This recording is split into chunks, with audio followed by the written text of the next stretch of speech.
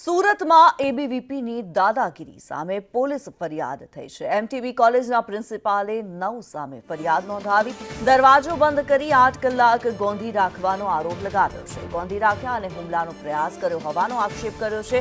બીએની 135 seat સામે 8000 letter આપતા વિરોધ કરવામાં આવી રહ્યો છે।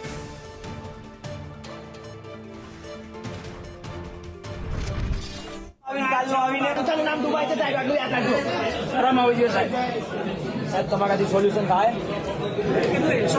એ બોગસ આઈટમ બહુ થયો ને હવે તારું બહુ થયું હવે શાંતિ રાખજે તું તારું બહુ થયું હવે ને કહ્યું ને શાંતિથી 5 કલાકથી જવાબ માંગે તો જવાબ દઈને સીધી રીતે બેસી ગયો તો ફોકસમાં આવીને કાલનો આવીને સંસ્થાનું નામ જોવા લાગે તો જે કવન તમે લેવો ને માંગો ફોન કર વીસીને ગધેડા તો હું બેસી ગયો છું અહીંયા સાહેબ હવે અનેક લોકો ફોન કરે વીસીને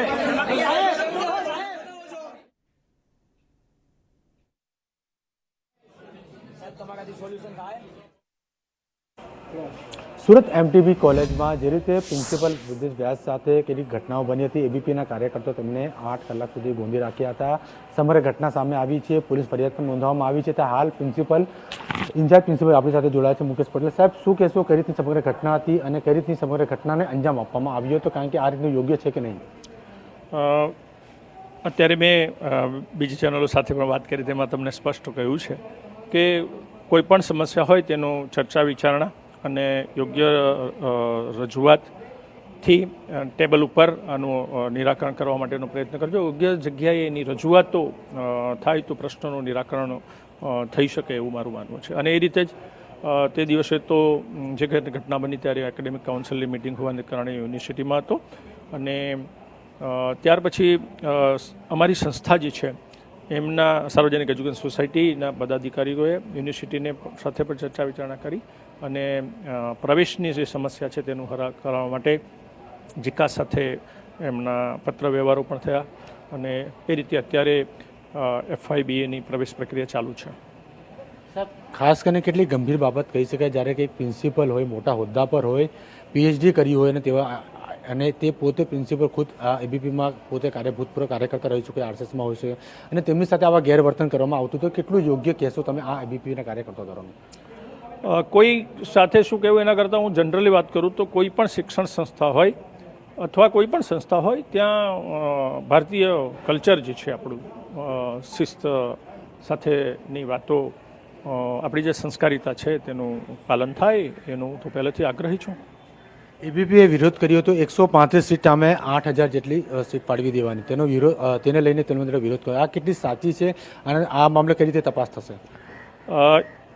એ તો જે કંઈક ઓફર લેટર થયા હોય તો જીકાસના રેકોર્ડ ઉપર છે અને યુનિવર્સિટીને પણ એના પત્રવ્યવહાર થયા છે, એટલે એમાં ભૂલ થઈ હોય એવું